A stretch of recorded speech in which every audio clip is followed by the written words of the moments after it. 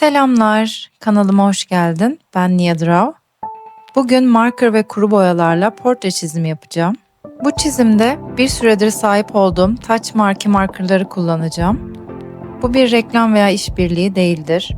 Set 168 farklı renge sahip. Bu markerları gündelik olarak Talens Art Creation'ın eskiz defterimde kullanıyorum. Renk paletini sayfalarda görmek için küçük örnekler halinde hazırlamıştım.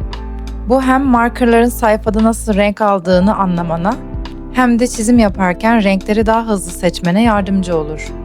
Biraz da bu çizimde kullanacağım kuru boyalardan bahsedeceğim. Holbein'in 50'li pastel tonlarındaki kuru boya seti. Bu setin renk tonlarına aşığım. Kullanmaktan çok keyif alıyorum. Tekrar söyleyeyim, reklam veya işbirliği değildir.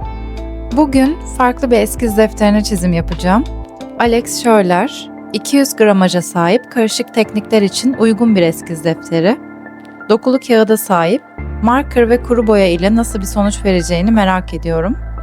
Bu eskiz defteri içinde markerlarla renk paleti hazırladım. Gramajı, dokusu ve rengi diğer eskiz defterlerinden farklı olduğu için renkleri görmem gerekiyor. Bu sırada boyalarımdan birinin kuruduğunu fark ettim. Kağıtta renklerin ne kadar farklı olduğunu görebilmen için yan yana getireyim. Gördüğün gibi iki farklı defterde renk birbirinden farklı görünüyor. Üst sıradaki renkler alt alta durunca fark daha rahat görülebiliyor. Marker kullananların aklına en çok gelen soru arkasına ne kadar boya geçiyor oluyor. Bu markerlar kağıt 200 gram olsa da arkaya epeyce geçmiş. Hatta diğer sayfada ufak boya izlerini bile görebilirsin. Elimde Copic, Stylefile ve Winsor & Newton markalarından birkaç tane marker var. Kağıtla etkileşimini ve arkaya ne kadar geçtiğini görmen için onları da denedim. Gördüğün gibi altta denediklerim ilkine göre çok daha az iz yapmış ve alttaki sayfaya hiç geçmemişler. Bu kadar bilgi yeter, çizime geçelim. Kuru boyaları kullanırken uçlarının daima sivri olmalarına dikkat ediyorum. Bu çizimde sıcak pastel renkleri tercih ettim. Eskizi oluştururken açık renkli bir kuru boya kullanıyorum.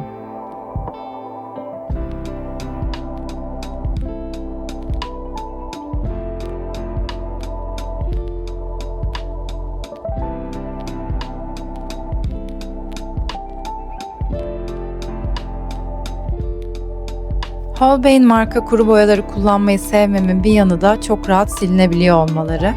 Bu sayede endişe etmeden çizebiliyorum.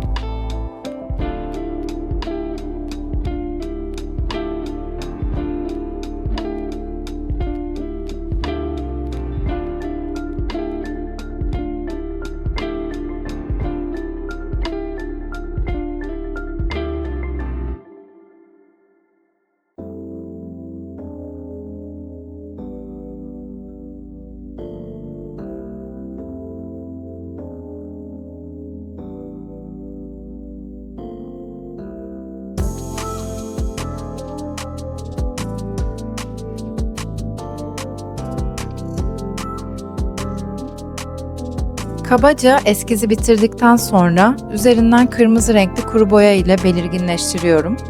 Holbein markada bu ton olmadığı için Lyra Rembrandt marka kuru boya kullandım.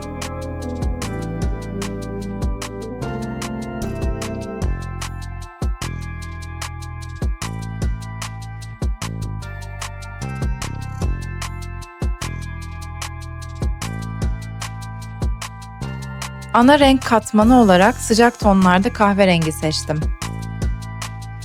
Sayfada bütünlük olması için tüm portreleri aynı renk ile boyuyorum.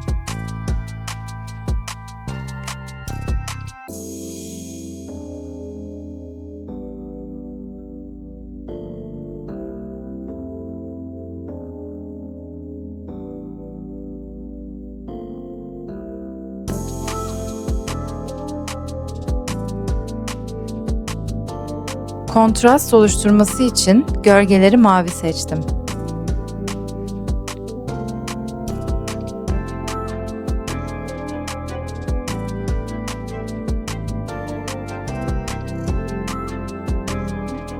Yine bütünlüğü korumak için saç renklerini aynı boyuyorum.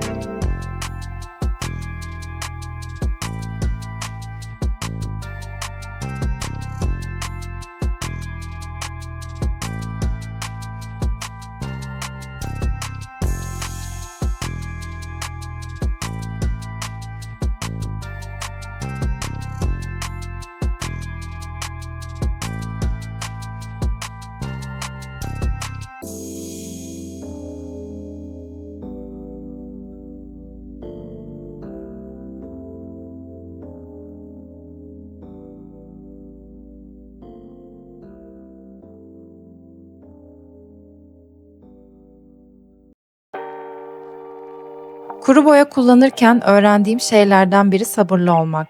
Elbette doğrudan bastırarak boyamak da mümkün.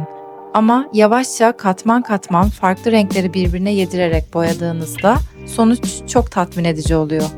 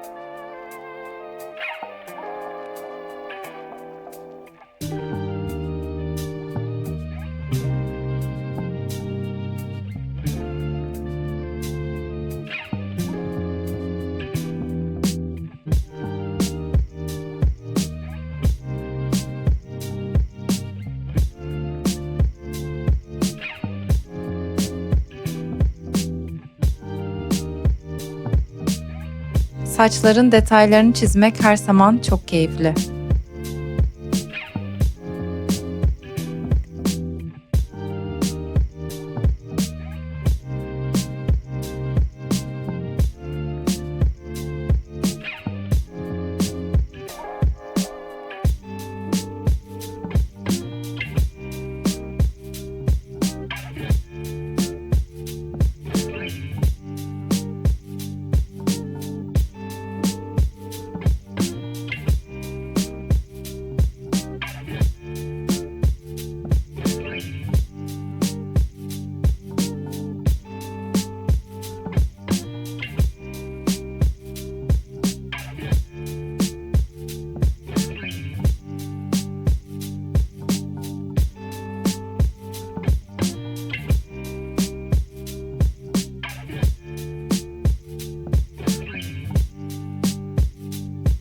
Bu çizim benim için çok keyifli oldu.